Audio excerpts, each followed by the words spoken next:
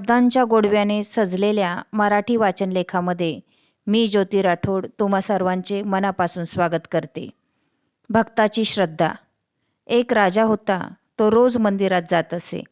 त्याच्याबरोबर त्याचे सुरक्षा रक्षकही असत.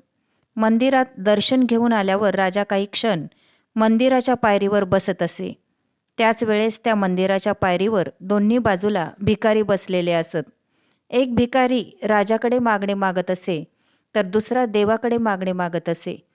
राजाकडे मागणे मागणारा भिकारी दुसऱ्या भिकाऱ्याला म्हणत, राजाच आपला देव आहे. तो असताना तू देवाकडे का मागतोस? देव काही देत नसतो. राजाच आपला पोशिंदा आहे. तोच आपल्याला देईल. त्यावर देवाकडे मागणे मागणारा भिकारी म्हणाला, राजा आपला पोशिंदा आहे हे खरे असले तरी सगळ्या सृष्टीचा पोशिंदा देव आहे. म्हणून काही मागायचे असेल तर मी देवाकडेच मागतो. भिकाऱ्याचे रोजचे मागणे ऐकून राजाने एकदा त्याला गुप्तदान करायचे ठरवले. एक मोठे पातेले भरून खीर पाठवली. ती मिळाल्यावर भिकारी आनंदून गेला. तो दुसऱ्या भिकाऱ्याला म्हणाला, बघ, राजाकडे मागितल्याचा फायदा. त्याने माझे मागणे पूर्ण केले. नाहीतर तुझा देव तुझे ऐकतही नाही. असे म्हणत पहिला भिकारी पोटभर खीर खातो आणि आपले पोट भरल्यावर तो उरलेली खीर दुसऱ्या भिकाऱ्याला देत म्हणतो, तू पण थोडी खीर घे आणि राजाचे आभार मान. असे म्हणत खिरीचे पातेले दुसऱ्या भिकाऱ्याला देऊन टाकतो. उरलेली खीर प्याल्यावर पातेल्यातल्या तळाशी सुवर्णमुद्रा होत्या. ते पाहून भिकारी आनंदून गेला. त्याने लगेच देवाचे आभार मानले.